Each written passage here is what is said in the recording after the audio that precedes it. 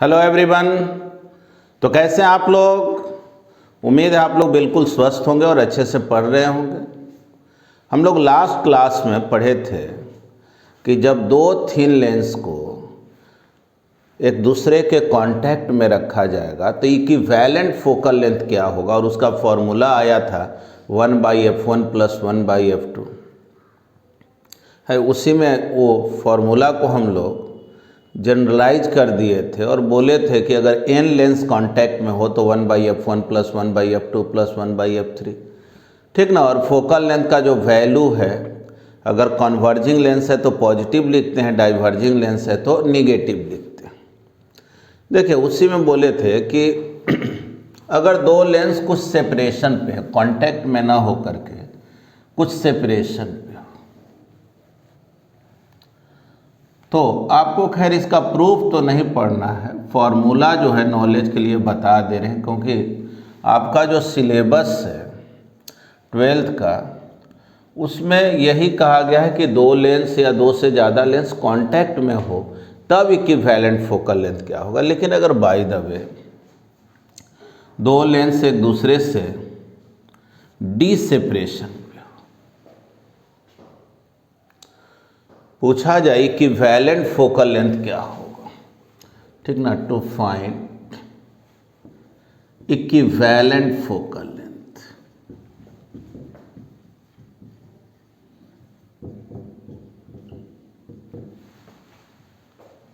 देखिए पहले तो इक्विवेलेंट फोकल लेंथ का मतलब क्या होगा ये समझिए। जैसे पैरेलल बीम ऑफ लाइट आया, ठीक है, parallel beam of light incident हुआ, तो जाहिर है पैरेलल बीम ऑफ लाइट तो फोकस पे जाके कन्वर्ज होता है। तो ये जो लाइट है वो इसके फोकस पे कन्वर्ज होना चाहिए, ठीक ना। यही F1 हो गया यहां से यहां तक। लेकिन ये यहां जाता जरूर, लेकिन बीच में लेंस आ गया और ये लेंस उसको यहां पे कन्वर्ज करा दिया। तो अब हम लोग इस कंबाइंड वे में ये दोनों लेंस को मिला करके कंबाइंड वे में बात करें तो पैरेलल लाइट का इमेज यहाँ बना है, यानी समझ लो एक तरह से कंबाइंड फोकस यही पॉइंट हो गया। अब इक्विवेलेंट फोकल लेंथ का मतलब क्या होता है? हम लोग बोलते हैं कि एक काम करो कि इस दोनों लेंस को हटा करके एक सिंगल कन्वर्जिंग लेंस को रखो, ठीक ना। दोनों लेंस को हटा दिए और एक सिंगल कन्वर्जिंग लेंस को रख दिया। देखो ऐसे भी सिंबल बना देते हैं ना, तो ये कन्वर्जिंग लेंस का सिंबल होता है, इसको याद रखना। ऐसे बना दिया गया तो ये हो गया कन्वर्जिंग लेंस, और अगर ऐसे बना दिए तो ये हो गया डाइवर्जिंग लेंस, ठीक है।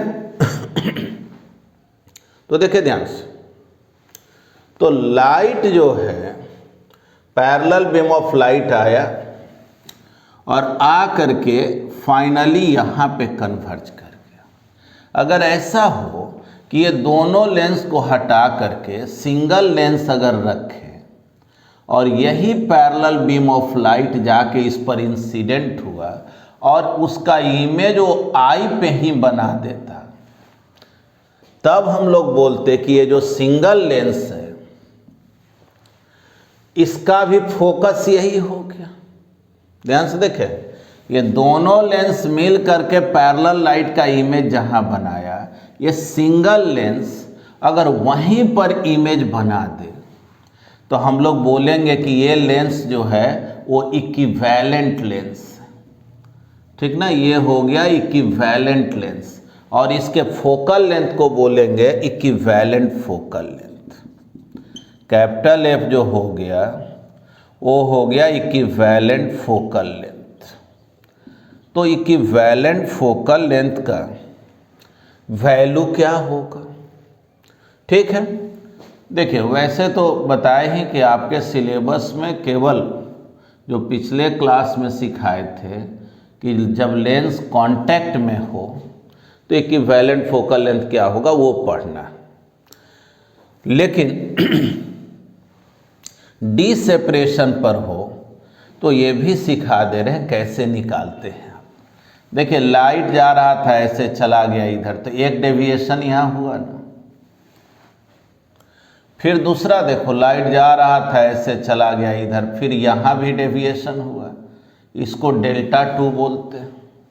और अगर इसके लिए बात करें इक्विवेलेंट लेंस के लिए तो बोलेंगे लाइट जा रहा था ऐसे चला गया ऐसे, ये हो गया डेविएशन इसका। सोचो ये डेल्टा 2 है तो ये भी डेल्टा 2 होगा, ये वाला एंगल। तो डेल्टा निकालेंगे यानी कि इक्विवेलेंट लेंस के लिए डेविएशन निकाले तो डेल्टा 1 प्लस डेल्टा 2 के इक्वल होगा, यानी डेल्टा इक्वल हो गया डेल्टा 1 प्लस डेल्टा 2। देखिए इसको P1 बोल दे रहे हैं, P2 बोल दे रहे हैं, इसको P बोल दे रहे हैं। थोड़ा समझना, ये जो लाइट इंसिडेंट हुआ H1 हाइट पर और यहाँ लाइट जब इंसिडेंट हुआ तो H2 हाइट पर, ठीक। देखो पिछले क्लास में हम लोग सीखे थे कि H हाइट पे जब लाइट इंसिडेंट होता है किसी लेंस पे तो डेविएशन होता है H/F।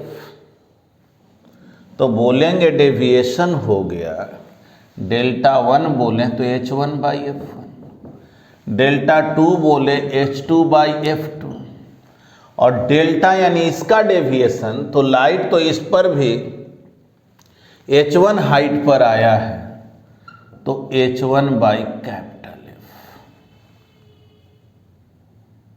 थोड़ा समझे, इस लेंस के लिए बात करें तो ये जो हाइट है H1 है तो H1/F, ठीक। फोकल लेंथ इसका F ले लिए। अब देखो यहाँ पे मुझे H2 का वैल्यू H1 के टर्म में चाहिए, तो देखो हम लोग यहाँ पे क्या काम करते हैं। मान लो ये पॉइंट A, इसको B बोल दे रहे हैं और ये पॉइंट को C बोल दे रहे हैं। देखो ये जो ट्रायंगल ABC है, from triangle ABC tan delta 1 निकालें तो BC डिवाइडेड बाई AB, और tan डेल्टा 1 इस जान ही रहे H1/F1 होता है, और BC का बात हो तो ये पूरा हाइट H1 है, ये H2 है, तो ये हो गया H1 माइनस H2। और AB, A से B के डिस्टेंस को तो D बोले। देखो तो H1 minus H2, H1/F1D, H2 मुझे निकालना है तो H1 1 माइनस D/F1। चलिए अब इस H2 का जो वैल्यू है इक्वेशन फर्स्ट में रखना, तो H1/F1 H2 हो गया H1 1 minus D/F1 divided by F2। देखो H1 कॉमन होकर cancel, 1/F 1/F1 1/F2 D/F1/F2। देखो यही फॉर्मूला आ गया इक्विवेलेंट फोकल लेंथ का जब लेंस डी सेपरेशन पे हो, है ना। अगर इसी में बोल दें if this two lenses are in contact, अगर ये दोनों कांटेक्ट में होगा तो D के जगह क्या पुट करेंगे 0, तो क्या हो जाएगा बोलो 1/F1 प्लस 1/F। वही फॉर्मूला आ गया कि नहीं, कांटेक्ट वाला पिछले क्लास में जो डिराइव किए थे। या पावर अगर पूछा जाए 1/f P1 प्लस P2, ऐसे भी बोल सकते हैं। एक बात और जानना, अगर तुमसे कोई ये पूछ दे कि आखिर हम कितना डिस्टेंस पर ये वाला लेंस को रखेंगे, P2 का वैल्यू क्या होगा, ये वाला डिस्टेंस क्या होगा, तो समझ लो तुमसे पूछा जा रहा है ये वाला डिस्टेंस क्या होगा, यही ना। तो इसको कैसे निकालें? तो देखो, एक तो बोलेंगे ना tan delta perpendicular upon base करके, ऐसे डायरेक्ट जानो। अभी सब बताए हैं कि एग्जाम में जो है ये मेथड से प्रूफ करने की ज़रूरत नहीं है, क्योंकि आपको कांटेक्ट वाला आता है। अगर मान लो डी सेपरेशन पे आएगा तो प्रूफ तो कर दिए हैं, लेकिन पूछा जाता है कि लेंस जब कांटेक्ट में हो तो P2 का जो वैल्यू है ना, एक्चुअल में आता है D into F divided by F1। समझ ही रहे हैं F का मतलब क्या? D तो बीच का सेपरेशन हो गया, F हो गया इक्विवेलेंट फोकल लेंथ, और ये जो है डिवाइडेड बाई F1 यानी फर्स्ट जो कन्वर्जिंग लेंस है उसका जो है फोकल लेंथ हो गया। तो ये हो गया P2 का डिस्टेंस। अगर कोई कहे नहीं P1 का डिस्टेंस बताइए, अरे तो D से उसको माइनस कर लेंगे, है ना। पूरा D है, अगर ये डिस्टेंस मालूम है तो ये निकल जाएगा कि नहीं, आसानी से निकाल सकते हैं। और अब आपके माइंड में अगर ये क्वेश्चन आएगा ये आ कैसे गया, तो देखो आ कैसे गया इतना अबूझ पहेली नहीं। tan डेल्टा लिखो, तो tan डेल्टा मान लो इस पॉइंट को हम D बोल दे रहे हैं, तो tan delta perpendicular upon base BC by DB। tan delta तो जानते हो H1 बाई F होगा। अब BC मालूम है, BC तो H1 माइनस H2, और DB तो मुझे निकालना। देख लो यहाँ पे H1 माइनस H2, D को इधर ले जाएं, डायरेक्ट वैल्यू मालूम हो जाएगा H1 by F 1 by DB, और H1 माइनस H2 जहाँ है ना यहीं से निकाल लो, तो क्या आ जाएगा D into H1 divided by F1। देख लो H1 गायब, DB निकालोगे D into capital F by F1, यही तो डायरेक्ट लिख दिए थे। अब इसको डिफ्रेंसिएशन मत समझना, D इंटू एफ, D अलग है F अलग, समझ गए। इसी को P2 भी बोल सकते हैं, P से P2 का डिस्टेंस हो गया D into F divided by F1। चलिए, तो उम्मीद है यहाँ तक आप सीख गए होंगे, तो इसको पहले आप नोट कर लें। आइए अब हम लोग इसी में आगे पढ़ते हैं डिस्पर्सन बाय ए प्रिज्म। अब ये डिस्पर्सन फिनोमेनन क्या है? देखिए, जब प्रिज्म पे वाइट लाइट इंसिडेंट होता है तो वाइट लाइट में बहुत तरह का वेवलेंथ मौजूद होता है। और नॉलेज के लिए आप जानें कि एक ही मटेरियल का रिफ्रैक्टिव इंडेक्स जो है अलग अलग वेवलेंथ के लिए अलग अलग होता है। एक टर्म है जिसको हम लोग कॉचीस इक्वेशन बोलते हैं। ये बोलता है कि refractive index of material slightly depends on the wavelength of light। वैसे आप बोल देते हैं कि वाटर का रिफ्रैक्टिव इंडेक्स 4/3, ग्लास का रिफ्रैक्टिव इंडेक्स 3/2, लेकिन ये बिल्कुल सही बात नहीं है, क्योंकि वाटर का रिफ्रैक्टिव इंडेक्स अलग अलग कलर के लिए, रेड कलर के लिए कुछ और होगा, वायलेट के लिए और होगा, येलो के लिए और होगा। तो वो इक्वेशन क्या है, mu equal to mu naught plus A by lambda square. A जो है, A is a small positive constant which is called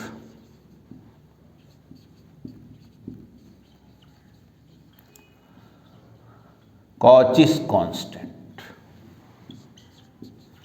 देखिए ये इक्वेशन क्या कह रहा कि लैम्डा जिस कलर का जितना ही ज़्यादा होगा वेवलेंथ रिफ्रैक्टिव इंडेक्स जो है उतना ही कम होगा।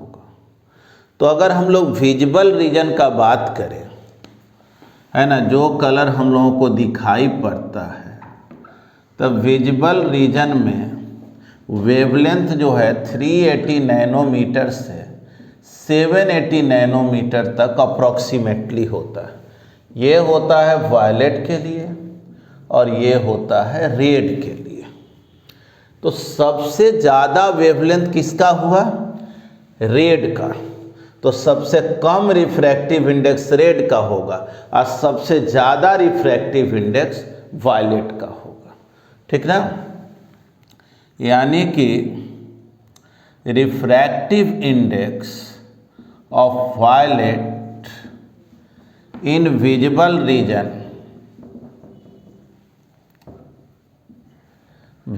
रीजन इज मैक्सिमम, सबसे ज़्यादा होगा, and that of red is minimum. यानी कि म्यू का जो वैल्यू है वायलेट के लिए सबसे ज़्यादा होगा। और जब हम लोग रिफ्रैक्शन थ्रू ए प्रिज्म पढ़े थे तो वहाँ पर एक फॉर्मूला बतलाए थे, थिन प्रिज्म में डेविएशन का formula mu minus 1 into theta. ठीक ना, एक बार रिवाइज कर लेंगे, पहले वाला देख लीजिएगा। ये फॉर्मूला थिन प्रिज्म के लिए डेविएशन के केस में बतलाए थे। देखो ये इक्वेशन क्या कह रहा है कि म्यू जिसका ज़्यादा होगा डेविएशन उसका ज़्यादा होगा, वो ज़्यादा एंगल से बेंड करेगा। तो सबसे ज़्यादा म्यू किसका है, वायलेट का। तो वायलेट जो है कोई प्रिज्म पे इंसिडेंट होगा तो जो रिफ्रैक्शन के बाद उसका जो एंगल ऑफ डेविएशन होगा सबसे ज़्यादा होगा और रेड का सबसे कम होगा। तो हर कलर का अलग अलग एंगल ना हो जाएगा। इसका मतलब लाइट जब इंसिडेंट होगा प्रिज्म पे तो वो अपने अलग अलग कलर में ब्रेक कर जाएगा और उसी फिनोमिनन को हम लोग डिस्पर्सन बोलते हैं। ठीक ना, the phenomenon of splitting the light into different colours is called क्या, डिस्पर्सन ऑफ लाइट, है ना। तो देखो बोलेंगे क्या कि जब लाइट इस प्रिज्म पे इंसिडेंट हुआ, जनरली हम लोग एंगल ऑफ प्रिज्म को ए से डिनोट कर लेते हैं, जो थीटा बोलते थे ना वहाँ ये। अब देखो लाइट इंसिडेंट हुआ इस पर, ठीक है, लाइट जा रहा था ऐसे। अब आप क्या देखें कि ये 7 कलर में ब्रेक कर गया। ऐसा इसलिए हुआ क्योंकि सबके लिए म्यू का वैल्यू अलग अलग। ठीक है, 6 कलर बनाए हैं, चलो एक कलर और बना दिए।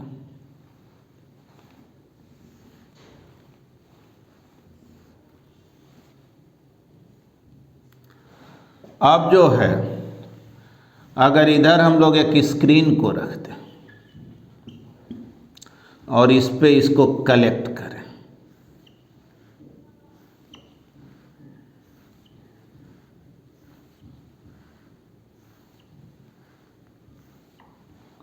ठीक है, violet, indigo, blue, green, yellow, orange, red, यही पैटर्न विबजियोर बोलते हैं।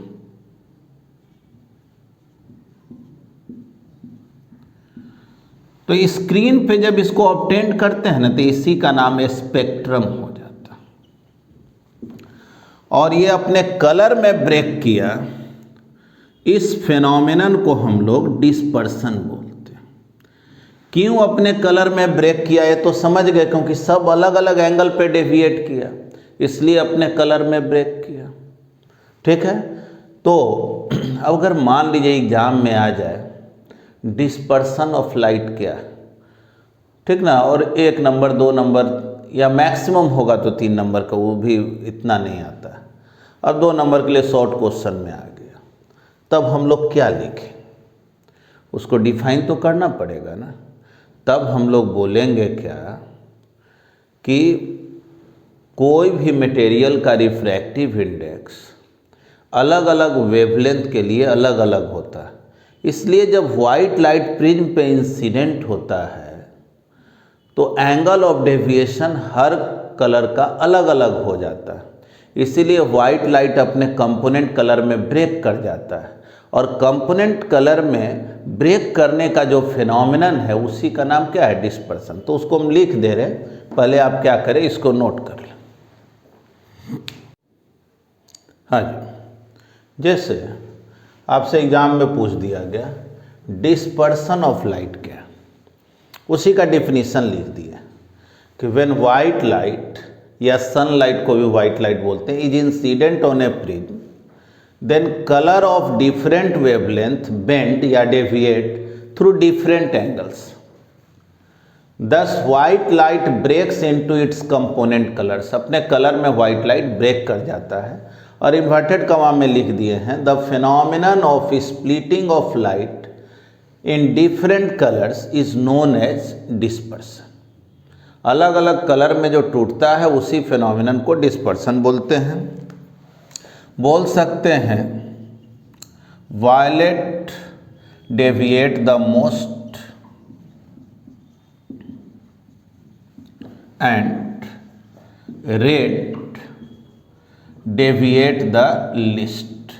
सबसे कम डेविएशन जो है वो किसका होता है, रेड का होता है। देखो एक बात और बता दें, वायलेट के लिए जो रिफ्रैक्टिव इंडेक्स किसी भी मटेरियल का होता है जाहिर है वो सबसे ज़्यादा होता है, और रेड के लिए सबसे कम होता है। और वायलेट और रेड का जो हम लोग एवरेज निकालते हैं ना, mu v plus mu r by 2, मान लो वायलेट के लिए जो रिफ्रैक्टिव इंडेक्स है वो म्यू वी है, और रेड के लिए जो रिफ्रैक्टिव इंडेक्स जो है म्यू आर है, तो दोनों का जो एवरेज निकालते हैं तो वो जो है ना येलो कलर के नज़दीक का रिफ्रैक्टिव इंडेक्स हो जाता है। इसीलिए एक टर्म है जिसको बोला जाता है मीन रे। मीन रे एक्चुअल में येलो कलर को बोलते हैं। The yellow color is called mean ray। Mean मतलब यहाँ एवरेज लिखा हुआ है ना। एक्चुअल में येलो कलर के लिए रिफ्रैक्टिव इंडेक्स जो मटेरियल का होता है वायलेट और रेड के एवरेज के इक्वल होता है। इसीलिए अगर मान लो कोई ऐसे कह दे इस प्रिज्म का रिफ्रैक्टिव इंडेक्स इतना है, तो अभी तो आप सीखे भाई प्रिज्म का रिफ्रैक्टिव इंडेक्स अलग अलग कलर के लिए तो अलग अलग होता है, तो आप किस कलर का बात कर रहे हैं। तो कोई कलर का बात नहीं किया जाए तो समझा जाता है किसके लिए बात किया जा रहा है, येलो कलर के लिए बात किया, ठीक ना। एवरेज उसी को लिया गया, यानी जब कोई भी वाटर का रिफ्रैक्टिव इंडेक्स इतना है और ये नहीं बताया गया है किस कलर के लिए, क्योंकि एक बात जानना, भले हम लोग याद कर लेते हैं वाटर का 4/3, ग्लास का 3/2, अलग अलग मीडियम का अलग अलग याद कर लेते हैं, लेकिन ये भी तो अब नया बात सीख गए कि अलग अलग कलर के लिए तो वेवलेंथ अलग अलग होता है। तो ये भी तो बताना चाहिए कि वाटर के लिए अगर रिफ्रैक्टिव इंडेक्स 4/3 होता है तो किस कलर के लिए होता है। कुछ नहीं दिया रहे तो क्या समझा जाता है कि वो येलो कलर के लिए दिया हुआ है ना, वो इसी को हम लोग मीन रे बोलते हैं। तो आगे जब हम लोग डायग्राम बनाएंगे ना तो हम लोग हर 7 कलर नहीं दिखाएंगे, 3 ठो कलर दिखाते हैं, वायलेट, रेड और मीन रे को दिखाते हैं। अब इसी के आधार पे हम लोग सीखेंगे कि एंगुलर डिस्पर्सन क्या है, डिस्पर्सिव पावर क्या है, इससे रिलेटेड कंसेप्ट सीख रहे हैं। पहले आप इसको लिख लें। देखिए, जो आपका एनसीईआरटी बुक है उसके अकॉर्डिंग इसमें और कुछ पढ़ना उड़ना नहीं है डिस्पर्सन में, बस इतना ही कंसेप्ट है। लेकिन आप जानते हैं कि इतना से न्यूमेरिकल्स वगैरह तो बनता नहीं है, और एग्ज़ाम जो है 100% उस लाइन को पकड़ करके चलता नहीं। तो इसलिए इससे रिलेटेड और भी क्या क्या कंसेप्ट ज़रूरत है आपको, जो कम्पिटिटिव एग्ज़ाम्स में भी क्वेश्चन को बनाएंगे, न्यूमेरिकल्स वगैरह बनाएंगे, तो उसमें ज़रूरत पड़ेगा। तो उसके लिए अभी और भी इसमें थियरी को पढ़ना पड़ेगा। एनसीईआरटी बुक में तो सिंपली डिस्पर्सन को इंट्रोड्यूस कर दिया गया है कि जब वाइट लाइट इंसिडेंट होता है अपने कलर में ब्रेक करता है, क्यों ब्रेक करता है उसको एक्सप्लेन कर दिए, यही हो गया डिस्पर्सन। लेकिन अब आइए एंगुलर डिस्पर्सन।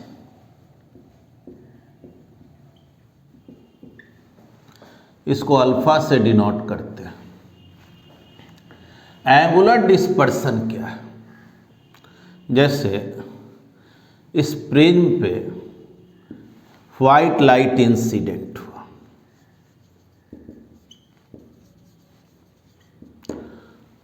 ठीक है, लाइट तो जा रहा था इस डायरेक्शन में, लेकिन आप देखें रेड कलर यहाँ आ गया, येलो इधर हो गया, वायलेट इधर हो गया, 3 ठो कलर दिखाए। फाइनली जो है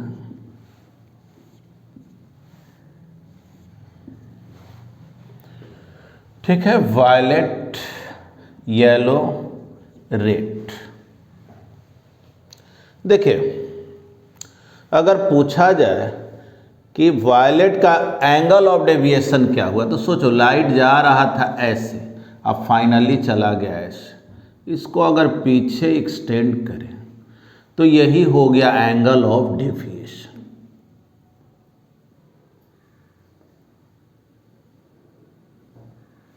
यही हो गया angle of deviation. Red colour के लिए भी बात करें,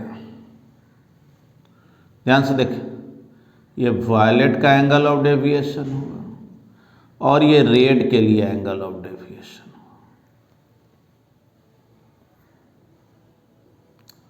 ठीक ना, ये रेड के लिए एंगल ऑफ डेविएशन। तो वायलेट के डेविएशन से रेड के डेविएशन को माइनस कर देंगे तो एंगुलर डिस्पर्सन निकल गया, ठीक ना। सबसे ज़्यादा एंगल ऑफ डेविएशन वायलेट का और सबसे कम रेड का, इससे इसको माइनस कर दीजिए तो ये वाला जो एंगल बच गया, इसी को हम लोग बोलते हैं एंगुलर डिस्पर्सन। यानी एंगुलर डिस्पर्सन हो गया delta V minus delta R, ठीक ना। The difference of angle of deviation of violet and red colour लिख सकते हैं, the difference of angle of deviations of violet and red colour is called angular dispersion।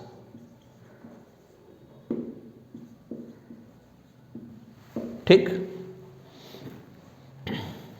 देखो जी, angle of prism को ए से denote कर दिए और ये थिन प्रिज्म है। डिस्पर्सन में हम लोग जब भी यूज करेंगे थिन प्रिज्म को लिखें तो डेविएशन का फॉर्मूला म्यू भी माइनस 1 इंटू थीटा, उसी को एंगल ऑफ प्रिज्म को ये लिख रहे हैं, और रेड के लिए हो गया mu R minus 1 into A. तो सॉल्व कीजिए, म्यू भी माइनस म्यू आर इंटू ए, ये हो गया एंगुलर डिस्पर्सन, ठीक ना। डेल्टा भी माइनस डेल्टा आर, या उसी को सॉल्व करेंगे तो ये आएगा। देखो, अब एक टर्म होता है जिसको बोलते हैं डिस्पर्सिव पावर। कोई भी मटेरियल हो, प्रिज्म जिस मटेरियल से बना हुआ है, कोई पूछ दे डिस्पर्सिव पावर क्या है, तो इसको ओमेगा से डिनोट करते हैं। देखो, डिस्पर्सिव पावर का मतलब होता है कि जो एंगुलर डिस्पर्सन है angular dispersion divided by mean ray deviation. तो एंगुलर डिस्पर्सन तो आप जानते हैं ना, delta V minus delta R, यानी वायलेट का डेविएशन माइनस रेड का, मीन रे डेविएशन तो येलो का। बस यही हो गया डिस्पर्सिव पावर। हाँ, इसी को अगर और आगे सॉल्व करें तो delta V minus delta R कितना आया है, mu V minus mu R into A, और mean ray deviation yellow colour का डेविएशन लिखेंगे तो जैसे वायलेट का डेविएशन लिखे ना, mu V minus 1 into A, तो इसके लिए लिखेंगे mu Y minus 1 into A. देखो ये कैंसिल हो गया, डिस्पर्सिव पावर हो गया mu V minus mu R by mu Y minus 1। देखो डिस्पर्सिव पावर का दो फॉर्मूला आया, एक तो आया कि डेविएशन डायरेक्ट वायलेट रेड और येलो का दिया रहे तो डिस्पर्सिव पावर निकाल लेंगे, और नहीं तो मटेरियल का रिफ्रैक्टिव इंडेक्स वायलेट के लिए, रेड के लिए, येलो के लिए अलग अलग मालूम रहे तो हम डिस्पर्सिव पावर निकाल लेंगे, है ना। तो चलिए पहले आप यहाँ तक नोट करें। देखिए एक क्वेश्चन है जो बार बार आपसे पूछा जाता है 12th एग्जाम में, लॉन्ग क्वेश्चन में, जिसमें कहा जाता है dispersion without average deviation and average deviation without dispersion. तो ये हेडिंग दे रहे हैं, डिस्पर्सन विदाउट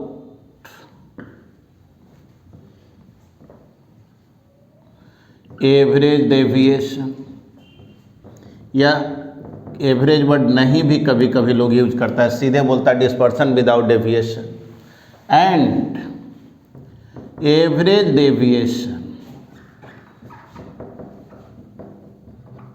विदाउट डिस्पर्सन। ये दो अलग अलग केसेज, कभी कभी केवल एक केस ही आ जाता है कि एक्सप्लेन करे डिस्पर्सन विदाउट एवरेज डेविएशन को, और कभी जो है आ जाता है कि एवरेज डेविएशन विदाउट डिस्पर्सन को एक्सप्लेन करें। आइए पहले समझे इसको, डायग्राम के द्वारा समझते हैं, फिर इसको मैथमेटिकली जो है एक्सप्लेन करें। देखिए इसमें हम लोग दो थिन प्रिज्म लेते हैं। थिन प्रिज्म का मतलब समझते हैं ना, जिसका एंगल ऑफ प्रिज्म जो है ना बहुत कम हो, ये एंगल 1 डिग्री 2 डिग्री ऐसा हो। इसमें हम लोग दो थिन प्रिज्म लेते हैं और दोनों प्रिज्म को एक दूसरे के उल्टा रख देते हैं। देख लो, इसका एंगल ऑफ प्रिज्म इधर है, इसका इधर, ये एंगल ऑफ प्रिज्म ए हुआ, इसका ए डैश हो गया। दोनों अलग अलग मटेरियल से बना रहता है। जनरली एक जो है फ्लिंट ग्लास से बना होता है, एक क्राउन ग्लास से बना होता है। एक का रिफ्रैक्टिव इंडेक्स मान लो म्यू है तो दूसरे का म्यू डैश है।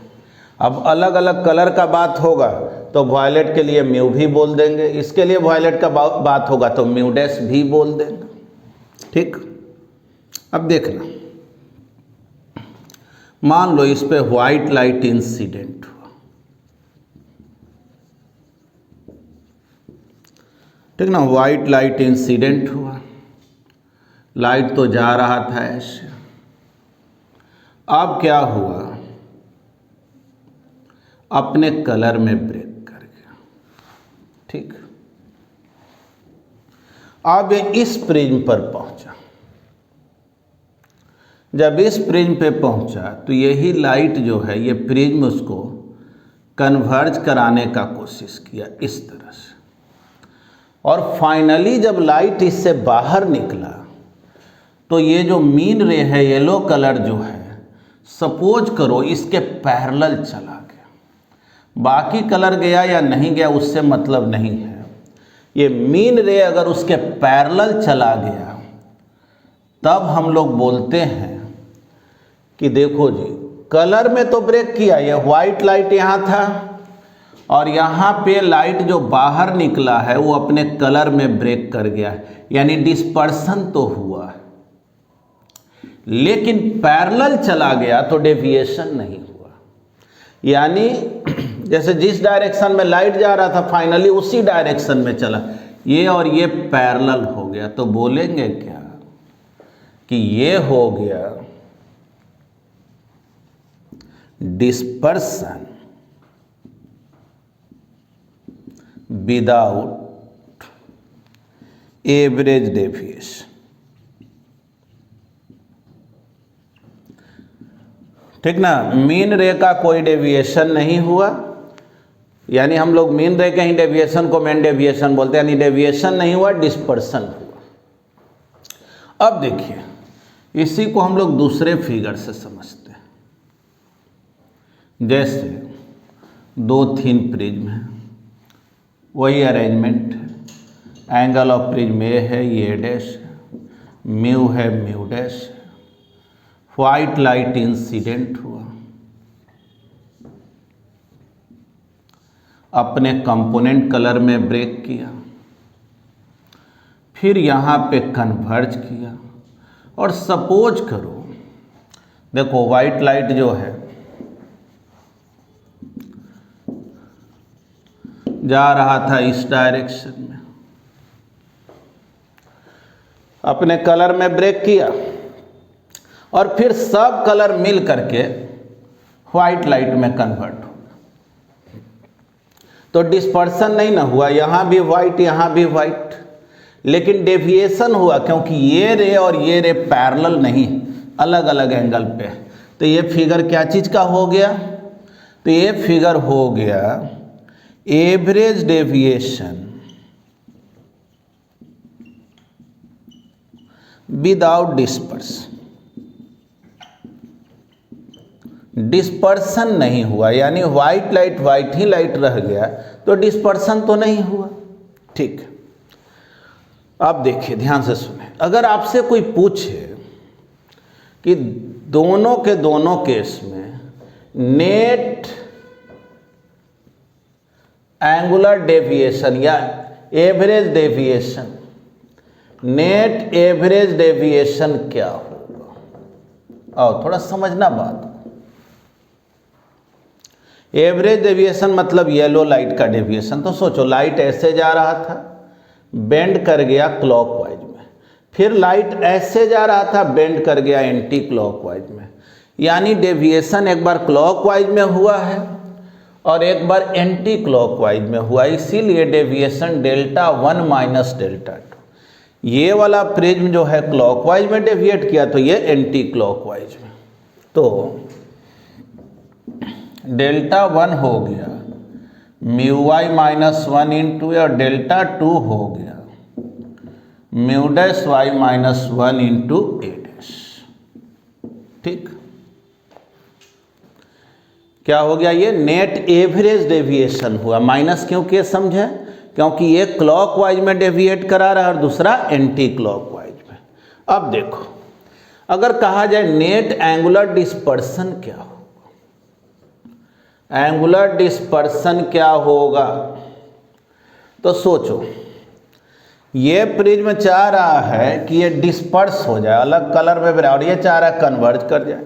देखो ये इसको डाइवर्ज करा रहा है, ये कन्वर्ज करा रहा है, तो angular dispersion alpha 1 minus alpha 2, और अभी आप एंगुलर डिस्पर्सन का फॉर्मूला पढ़े थे, म्यू भी minus mu are into a आया था, और इसके लिए लिखेंगे तो mu dash v mu dash R A dash. बस ये दो ठो जो है इक्वेशन आया, एवरेज डेविएशन और नेट एंगुलर डिस्पर्सन का। अब इसी के आधार पर मुझे एक्सप्लेन करना है दो अलग अलग केसेज को। एक केस है जो कह रहा है डिस्पर्सन हो लेकिन एवरेज डेविएशन ना हो, यानी ये वाला टर्म जीरो होना चाहिए और ये होना चाहिए। तो ये जब जीरो होगा तो ये कितना होगा ये बताना है। और दूसरे केस में इसी को उल्टा करना है, वो कह रहा है कि डेविएशन हो लेकिन डिस्पर्सन जीरो हो, यानी अल्फा जीरो हो, तो बतलाओ एवरेज डेविएशन क्या होगा। तो अब बारी बारी से हम लोग दोनों केस को एक्सप्लेन करेंगे। जैसे एग्जाम में आ गया आपसे, केवल आ गया डिस्पर्सन विदाउट एवरेज डेविएशन, ठीक ना, डिस्पर्सन विदाउट एवरेज डेविएशन, इसको एक्सप्लेन करें, यही आ गया आपके एग्जाम में। तो आप क्या करेंगे, केवल उस फिगर को बनाएंगे, ये तो लिखना ही है। अब देखो क्या लिखा हुआ है, without average deviation, average deviation zero होना चाहिए, यानी डेल्टा वाई जीरो होना चाहिए।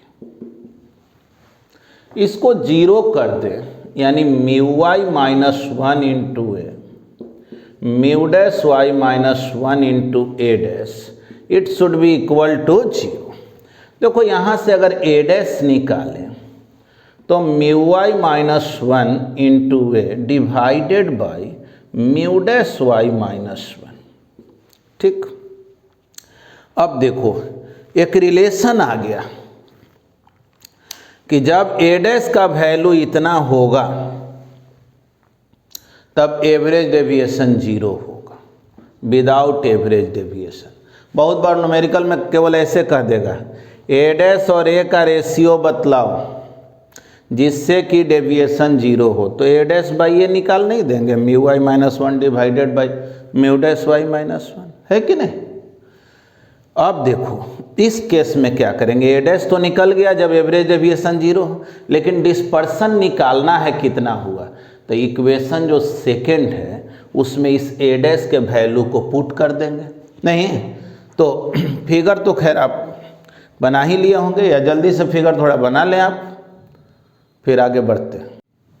हाँ जी, तो ए डैश का वैल्यू इक्वेशन सेकेंड में रखें, फ्रॉम इक्वेशन सेकेंड। तो अल्फा इजकल टू म्यू भी minus mu R A, mu dash भी minus mu dash R A dash, तो mu Y minus one into ए mu dash Y minus one. थोड़ा सोचो तो, अगर हम लोग यहाँ पे कॉमन निकाल लें mu Y minus one into A का, तो इसमें तो है म्यू वाई माइनस वन है, इसमें केवल ये है, तो हम लोग ऐसे लिखेंगे म्यू भी minus mu R divided by mu Y minus one, mu dash भी minus mu dash R divided by mu dash Y minus one. याद करो अभी हम लोग डिस्पर्सिव पावर पढ़े थे, उसका ये फॉर्मूला होता है, यानी एंगुलर डिस्पर्सन कितना आ गया, mu Y minus one into A omega minus omega dash. यानी कि अगर क्वेश्चन में डिस्पर्सिव पावर दोनों प्रिज्म का दिया हुआ, तो यही फॉर्मूला हो गया एंगुलर डिस्पर्सन का। ये फॉर्मूला कब है, जब डेविएशन जीरो है, केस फर्स्ट, डेविएशन जब जीरो हो। अब देखो अगर एग्जाम में केस फर्स्ट ना आकर के सेकेंड आ गया, क्या एवरेज डेविएशन विदाउट डिस्पर्सन,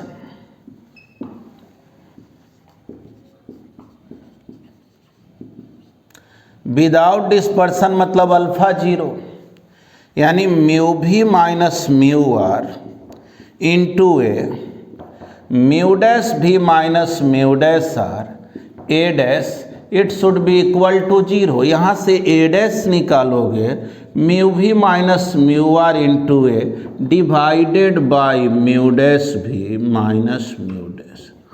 चलो जी, एक रिलेशन मिल गया।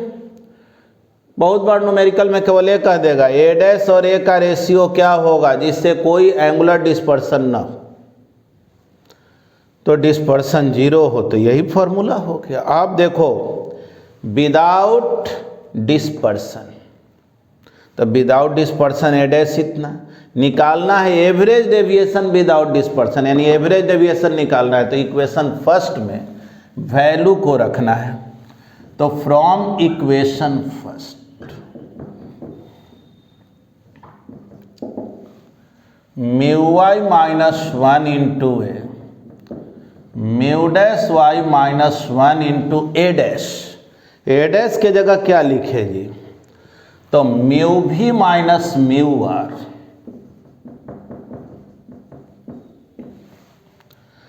Into A divided by mu dash भी माइनस म्यू डैश।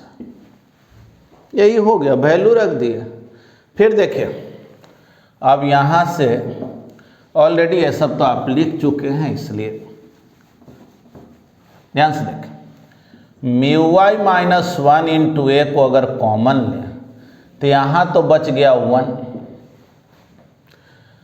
ए तो खैर कॉमन में आ गया। देखना लिख रहे हैं म्यू भी माइनस म्यू आर, इधर म्यू वाई माइनस 1 तो है नहीं, तो डिवाइड करना पड़ेगा म्यू वाई माइनस 1 से, और mu dash Y minus 1 divided by mu dash भी माइनस म्यू डैश। ठीक है, देख लो तो ये भी फॉर्मूला पर आ गया ना। डिस्पर्सिव पावर का फॉर्मूला जानते हो ना, म्यू भी minus mu r by mu Y minus 1, ये फर्स्ट प्रिज्म का डिस्पर्सिव पावर है। ये उल्टा है ना डिस्पर्सिव पावर के, म्यू वाई माइनस 1 ऊपर है, तो बोलेंगे क्या, एवरेज डेविएशन हो गया mu Y minus 1 into a 1 minus omega 1 by omega dash, है ना। यानी इसी को अरेंज करके इस तरह से लिख लो। नेट जो एवरेज डेविएशन आया mu Y minus 1 into a 1 minus omega by omega dash. यही जो है लॉन्ग क्वेश्चन इसमें पूछा जाता है। तो उम्मीद है आप इसको बेहतर ढंग से सीखे होंगे, और आज हम लोग इतना ही सीखेंगे।